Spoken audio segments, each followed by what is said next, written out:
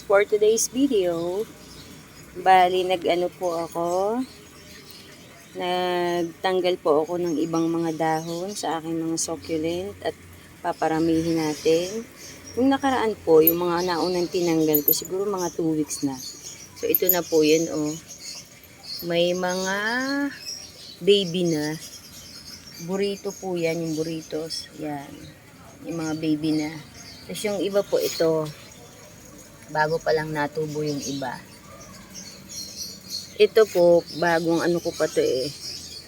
Bagong lagay ko pa yan dyan. Parang mga 1 week pa lang po. Ito, saka si Mendocay. 1 week pa lang po yan. So wala pa siyang tubo. Tapos ito pong burrito na to, kasabay po yan nun.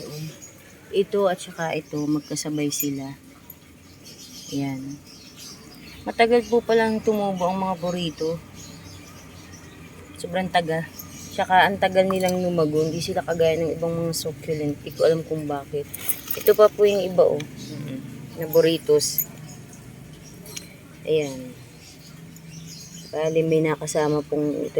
Iba to. Ewan kung ano yan. Hindi pa po ako masyadong familiar talaga sa ibang mga succulent. So kaya ko po pinaparami. Kasi nga yung burritos, napakatagal po niyang lumago. Hindi siya kagaya ng ibang succulent na mabilis. Si Fred Ives mabilis. Pero yung mga burritos po hindi. Saka ito po, oh. Ito, yung matataba, ewan kung ano yan. Parang mabagal po yan. Kaya kumuha na lang po ako ng dahon para mapadami. Ayan, yung mga nipropa ko sa dahon. So ayan, si burritos may tubo na.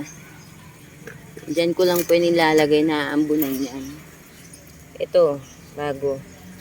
Mas ito, bago din po. So, dito na lang natin yan ilagay. Ito, pinagsama-sama ko po ito.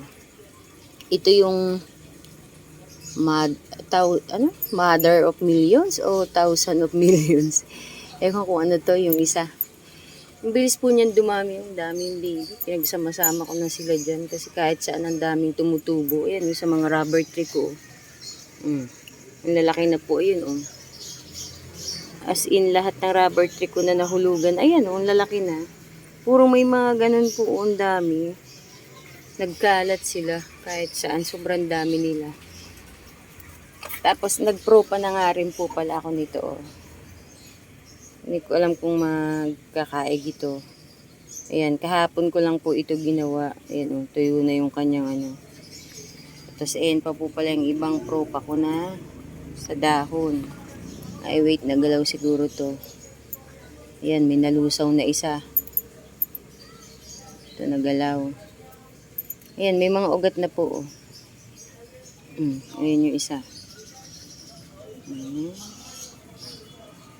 Yan po yung mga nipropa ko from dahon para dumami. Sana mabuhay ko po ito. Dito ko yan kinuha. Dito po.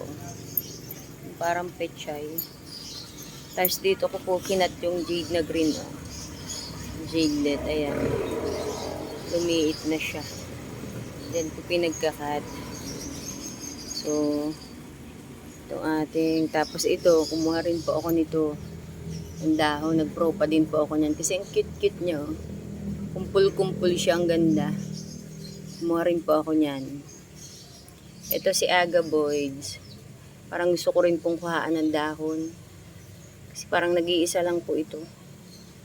Ito gusto ko rin pong kuhaan. Para magpadami. Ang ganda niya, ang laki na. Ang laki na po niyan. Ang ganda niya. Ang ganda na oh. Bubulaklak na nga po pala si Habit oh. Ayan oh. Saka nawala na po yung variegation niya oh. Naging kulay green na. Kasi araw-araw nga umuulan. Green na siya oh. Nawala na yung pagka-violet niya. Green na siya. Ayan, si Mendocay. Nagpro pa po ako niyan para mas dumami. Mabilis lang naman siyang mabuhay. Hindi siya sensitive kasi yan po yung binarter ko kung maaalala nyo. Rain and shine yan dun sa kinuhaan ko. Tapos dito, ayan. Hindi talaga siya sensitive. Matibay siya. At ang laki na ni Flapjack. Apaw na siya sa paso. Sobrang laki na po. 2 puno po yan. Ayun yung isa oh. Mas maliit. Ito ang laki oh. Dami niyang parina. Wala na rin yung color niya. Siguro dahil nga po sobrang ulan araw-araw. So guys, hanggang dito lang po. Pinakita ko lang po sa inyo ang aking mga pinapadami from galing sa dahon para mas dumami pa ang ating mga succulent. Bye guys! Thank you for watching!